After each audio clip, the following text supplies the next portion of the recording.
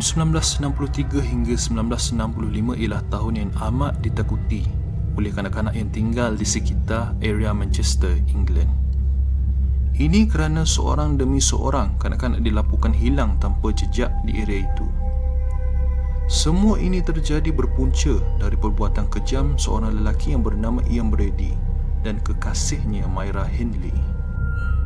Oleh kerana mereka terlalu taksub sangat dengan pembunuhan dan mempunyai fahaman yang pelik, pasangan kekasih itu bertindak melepaskan kepuasannya dengan mengeksploitasi kanak-kanak sehinggakan perlakuan kejam mereka menjadi heboh di seluruh dunia ketika itu.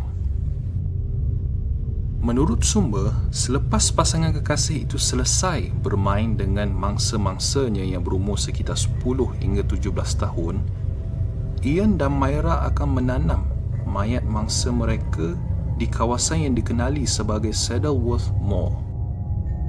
Saddleworth Moor merupakan kawasan terpencil yang terletak di sekitar Manchester dan tempat ini amatlah jarang dilalui oleh penduduk mereka kerana ianya terlalu sunyi dan amat gelap di waktu malam. Oleh kerana keadaan kawasan Saddleworth Moor yang sebegitu, ianya menjadi tempat yang sesuai bagi Ian dan Myra untuk melupuskan mayat-mayat mangsanya tanpa gangguan sesiapa pun. Penanaman mayat di kawasan itu juga punca kenapa pembunuhan ini dikenali sebagai The Moor's Murder.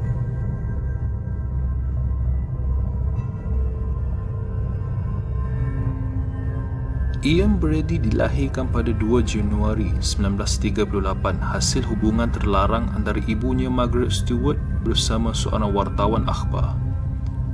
Ian tidak sempat berjumpa dengan bapa kandungnya yang telah mati 3 bulan sebelum kelahirannya.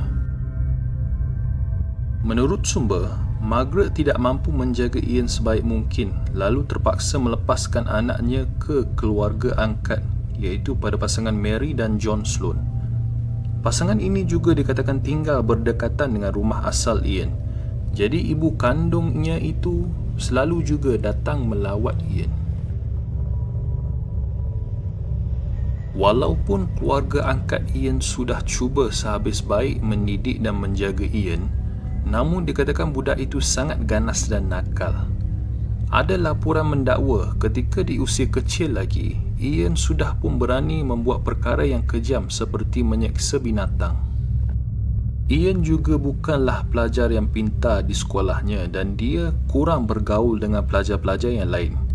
Budak ini boleh dikatakan seorang budak yang bermasalah, mempunyai minat dan pemikiran yang pelik. Sebagai contoh, Ian amat suka melakukan kekejaman di usia muda lagi, berbeza dengan budak lain yang seusia dengannya.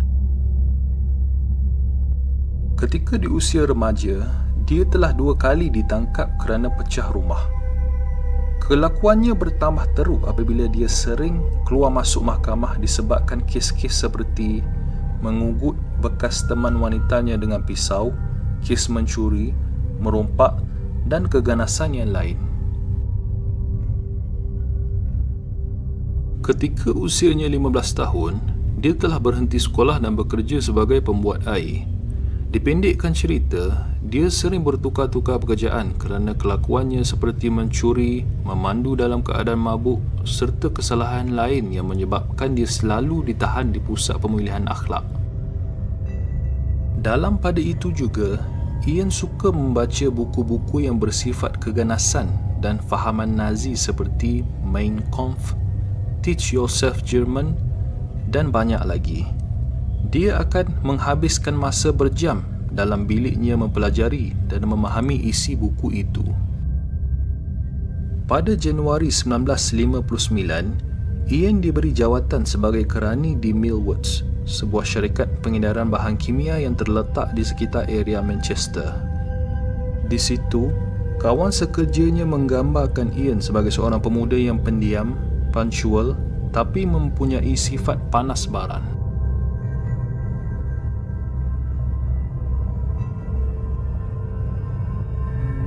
Myra Hindley dilahirkan pada 23 Julai 1942 dan dia dibesarkan dalam keluarga yang boleh dikatakan serba kekurangan. Sewaktu kecil, Myra juga sering dipukul oleh ayahnya yang merupakan seorang alkoholik dan bekas askar yang pernah berkhidmat ketika Perang Dunia Kedua. Jadi, perwatakannya yang tegas telah menyebabkan Myra tidak mendapat kasih sayang yang diingininya dari seorang ayah. Pernah satu masa ketika Myra berumur 8 tahun, dia telah dicakar oleh seorang budak lelaki hingga berdarah. Myra menangis dan meminta bantuan ayahnya.